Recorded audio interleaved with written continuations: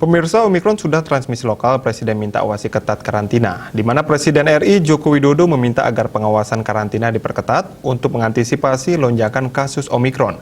Terlebih varian ini sudah masuk ke kategori transmisi lokal.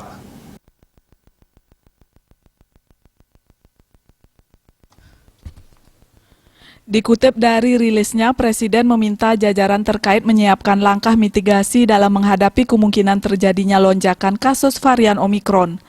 Saat ini telah ditemukan kasus transmisi lokal dari varian ini. Presiden saat memimpin rapat terbatas ratas mengenai evaluasi pemberlakuan pembatasan kegiatan masyarakat atau PPKM, Senin 3 Januari 2022 mengatakan transmisi lokal kasus Omikron menyebabkan prosedur mitigasi harus disiapkan.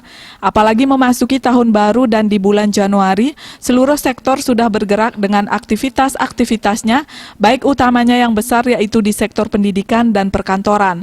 Sejak temuan kasus Omikron di Indonesia pertama kali diumumkan pada tanggal 16 Desember 2021, jumlah kasus terus bertambah dan saat telah mencapai 136 kasus.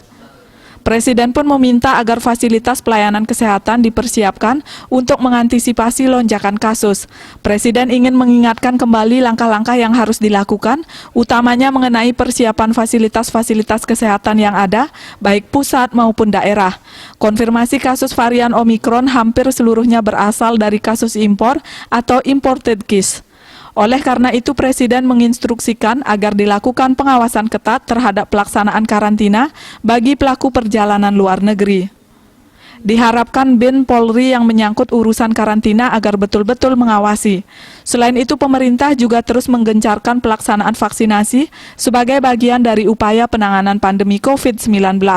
Presiden menyampaikan hingga saat ini cakupan vaksinasi telah mencapai 281 juta dosis, baik untuk dosis pertama maupun dosis kedua.